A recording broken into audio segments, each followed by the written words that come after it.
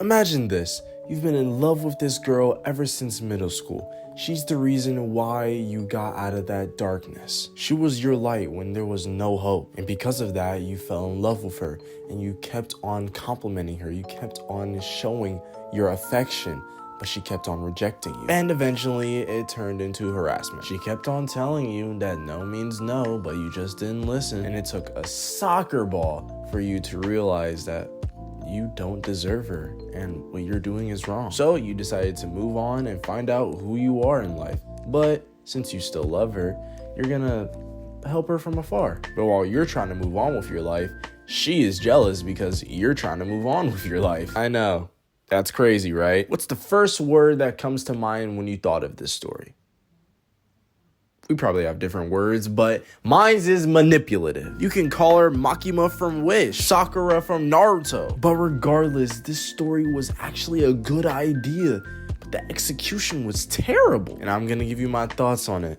Let's get into it, Morviators. All right, before we get into the negatives, the story was actually good until the ending. Like, you can actually relate to the MC, and he's kind of funny. Seeing a character go through his lowest or trying to find out who he is, and then he builds himself back up, like, that's a story that will inspire someone, bro. And I felt like it could have been great, but there was so many things that went wrong. The main issue being Aika. Like, I understand she has trouble communicating.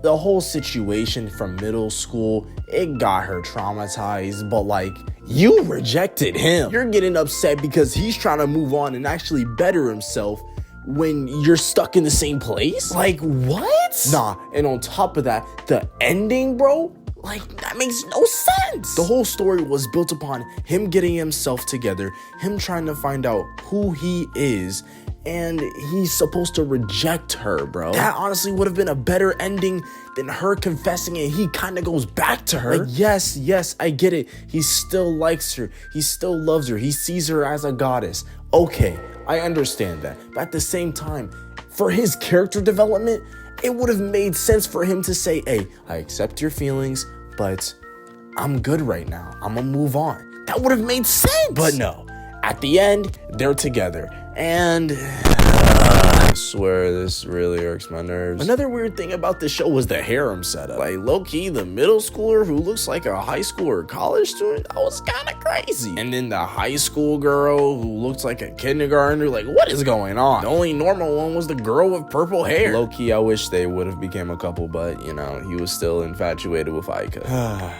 Well, Morviators, hopefully you guys enjoyed this little rant. Make sure to leave a like if you haven't, subscribe if you're new, and this is a negative out of 10. Would not recommend. I'll see you on the next one, Morviators. Stay safe. God bless you all. Peace out.